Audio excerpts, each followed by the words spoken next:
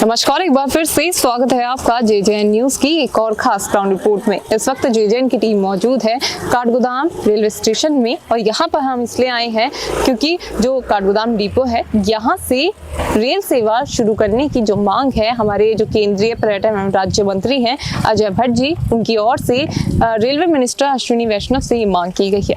अब बता दूं मैं आपको कि ये जो मांग है वो इसलिए की गई है क्योंकि जिस तरह से बीते महीने 22 जनवरी को अयोध्या में रामलला की प्राण प्रतिष्ठा की गई थी, उसके लिए देश के कोने कोने से जो लोग थे वो अयोध्या पहुंचे थे रामलला के दर्शन करने के लिए। ऐसे में हमने भी आपको ये रिपोर्ट दिखाई थी कि हल्द्वानी की जो काठगोदाम डिपो है और साथ ही हल्द्वानी का जो रोडवे स्टेशन है वहां से भी जो बस सेवा है वो शुरू की गई थी। हालांकि जो उनका किराया था वो 700 से लेकर 800 रुपए के बीच में था पर पर्सन।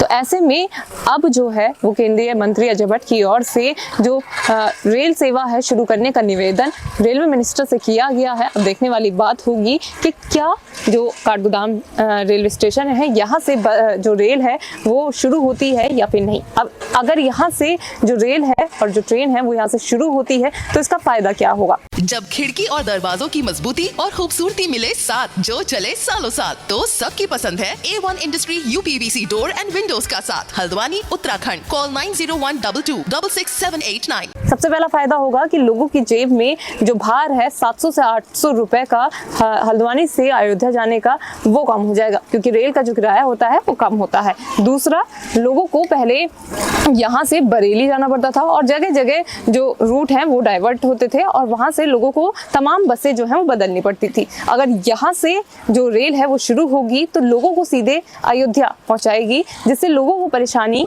नहीं होगी। साथ ही जिस तरह से दूर दराज के जो लोग हैं वो हल्द्वानी पहुंचते हैं और यहाँ से वो आगे अपने डेस्टिनेशन को जाते हैं, तो लोगों को यहाँ से अगर ट्रेन सेवा शुरू होती है तो दिक्कतें नहीं होगी और लोग जो है वो आराम से अयोध्या जाकर भगवान राम के दर्शन कर सकते हैं। और मैं आपको बता दूं कि जिस तरह से बीती 22 जनवरी को जो रामलला की प्राण प्रतिष्ठा हुई थी उसमें देश के कोने कोने से लाखों की संख्या में जो श्रद्धालु हैं वो पहुंचे हुए थे।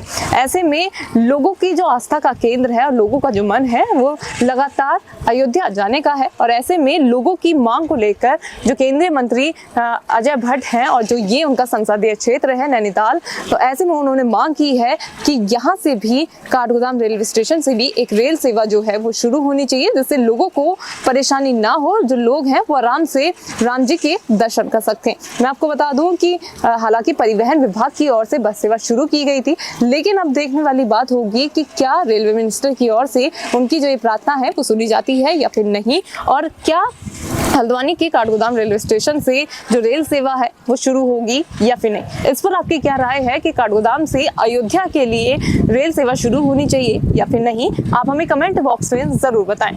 अभी के लिए इस खास ग्राउंड रिपोर्ट में इतना ही। मैं निशा अपनी सहयोगी संगीता के साथ जेजेएन न्यूज हल्द्वानी। नमस्कार।